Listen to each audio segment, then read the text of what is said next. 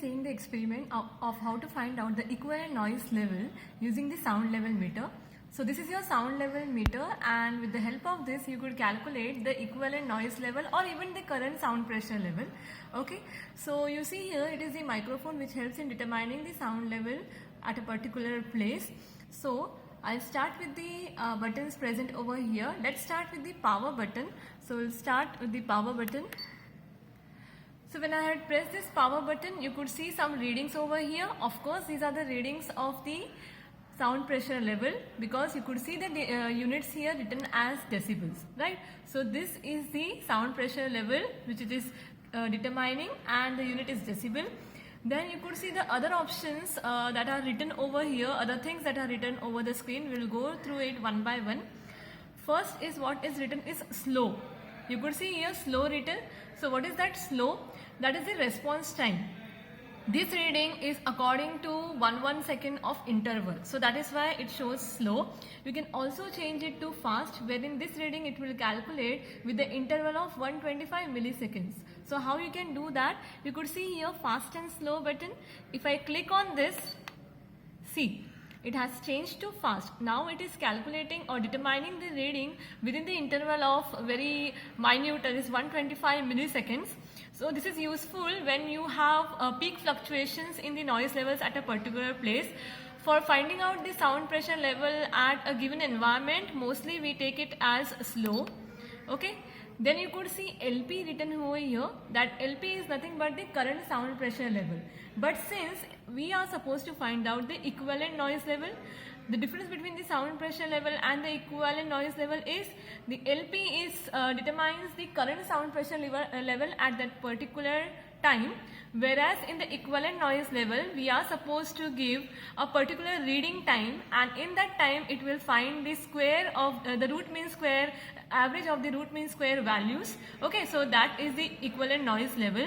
So that we can change by clicking on this function button. So when I click on this function button, you could see LEQ written over here, right? So that LP has changed to LEQ. Okay, then next here you could see that A is written. So that is called the weightage. So we have three different weightages, A, C and F. When we are supposed to calculate, determine the reading for a particular environment, okay, so like the human ear perceives the sound, so that time you are supposed to keep it as A. So that is why usually we keep that weightage as A. That you can change it to C and F. Now what is C? When you are supposed to calculate the sound pressure level for a particular engine or machine, so that time you can change that weightage to C. And F is the flat weightage, that is a uniform sound level like a running fan. So at that time you can change that weightage to F. This particular button of weighting helps in changing it to A, C and F. For now our reading we will keep it as A only. Okay. Then you could see very small in very small letter written as M bar. So that M bar is nothing but when you are actually when this sound level meter is actually determining the readings like it is doing it now. So it shows M bar. Whenever I will save a particular reading, that M bar will change to M. I will show you that. And this 00 is the number of readings that are saved. Since there is no reading saved now, so that is why it is showing me 0, that is no reading saved. Okay. So when I want to save a particular reading, like I said, I'll click on this save and this M bar will change to M and this 00 will change to 01. Okay, then once again if I click on it, this M bar will again change to M, and that 01 value after pressing for the second time, it will change to 02. That is two readings that are saved. Okay, so I will show you that. For example, I want to save a particular reading. What I will do, I need to click on this save button. Up and save you could see. So when I click on this save button, see, the M bar for a very millisecond it changed to M, and you could see 1 written here. That is the number of readings saved. Again if I want to save a particular reading, I'll click on this. See, again that M bar changed to M and number of readings saved became equal to 2. Okay. Now if I want to read the readings that I have saved, so what I will do, see this button, down or down and read button. Okay, so I can click on this. See, this was my second reading that I saved. Again, if I want to see my first reading also, again click on this down or read button. See, this is the first reading. Again, see the second and the first reading that is saved. Okay, so you could see all the readings that are saved. If I want to delete a particular reading, say I want to delete this second reading. Okay, so I'll click on this delete button. You could see here delete and menu button. Okay, written over one button. So I'll click on this. So it has deleted the second reading. It's the only first reading that is present. Now if I want to continue the measurement of the sound, so I'll go again to this function button.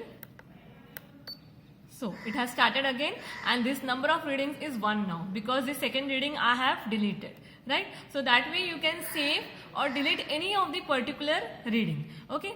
Now since I am calculating the equivalent noise level, okay, like LEQ is written, of course you need to give the measurement time also, because equivalent noise level is the average of the root mean square value for a particular time period for which the readings are taken, right? So for that you need to go to this delete or menu button. Okay, it is written here. Press it and hold till it changes to, see, AL. When it comes AL, just leave that button. So what is that AL? AL indicates alarm. So if at all you are given a particular environment where say a hotel or a bank or a traffic area where you are supposed to calculate the equivalent noise level, there are some guidelines given by the government that it should not exceed a particular reading. For example, for a particular environment, the guidelines say that it should not exceed 80 decibels. Okay, so that is the alarm. Okay, so 80 decibel will become my alarm. For example, for a particular place, the government guidelines says that it should not exceed, say, 60 decibels. So I'll have to change it. So how to change it? See, I can increase the reading by this button, up and save. That is, up helps in increasing the reading and this down button helps in decreasing the reading. Okay, I'll again keep it as 80. You can change it to anything. Okay, so you could change it to the particular reading that the government guidelines says that is the maximum sound pressure level that should be present at that particular place. Okay, so I have set it to 80. So I'll again go back and start taking the readings. Okay, now I need to give the measurement time. Again click on this delete or menu button, hold it. Like I said, first it will show you AL, still hold it, and you could see LEQ, just leave it. When it comes to LEQ, leave that button. Okay, so you could see here 15 minutes written. So that is my measurement time. That is, for 15 minutes it will calculate the various sound pressure level, and after 15 minutes it will stop to a particular value, and that value will be the equivalent noise level at that particular place. Now this time, measurement time, I can increase or decrease the same way. Click on this up button to increase the time.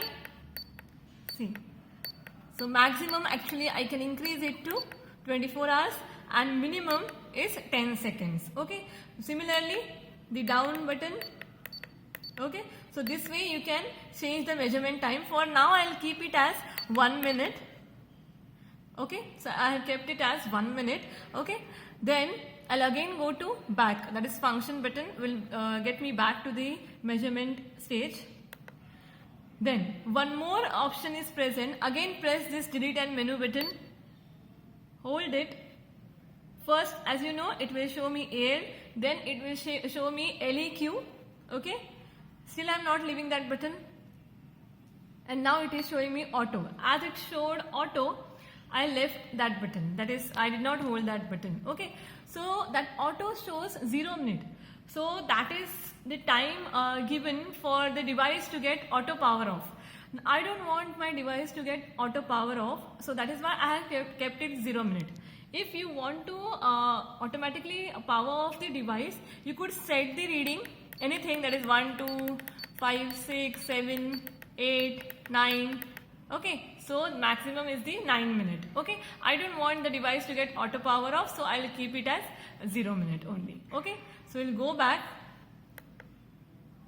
Okay, so for 1 minute it will start calculating, measuring the particular for a particular area the different noise levels. It will start measuring, and you can see that after 1 minute this device will stop recording the readings. So that is for 1 minute it has taken the different values and found out the LEQ, and then it will stop at that particular reading, and then that particular reading you can save it. Okay, so rather than keeping at 1 minute, let's take it as 10 seconds, so it would immediately show it to you. So again, delete and menu button I have pressed, AL, that is 80 decibel. Okay, then you can change that AL also depending upon the different environment.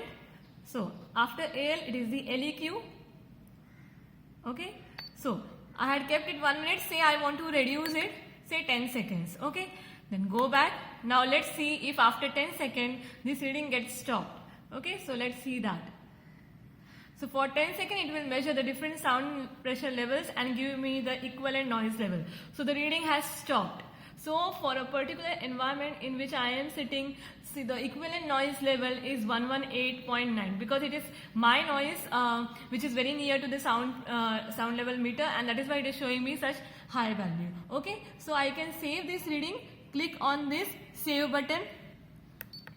See, the reading save second. Now again it has started measuring the other third reading also for 10 seconds. So this way you can calculate the equivalent noise level for a particular given time that you need to put into this, and then for that particular time it will calculate the LEQ. See, again after 10 seconds it has stopped. Okay, now so this was all about this. The one button that is remaining is maximum hold. So what is that maximum hold button? It is nothing but for the given number of readings, okay, that it is measuring. If I click maximum hold button, okay, it will give me the maximum value out of all those values which are measured. Okay, so that is one of the very simple button. Okay, and this alarm, see, I'll go back again. Okay, this alarm is because when the given AL value, if the value is exceeding, the noise level is exceeding the given AL value, this alarm red button will get shown. Okay, this you can see here the red light over it if the value of the measured value is more than the alarm value. Okay, so this is how you can use the sound level meter for measuring the noise levels. You can even measure the current sound pressure level. You can even measure the equivalent noise level. Okay, thank you so much.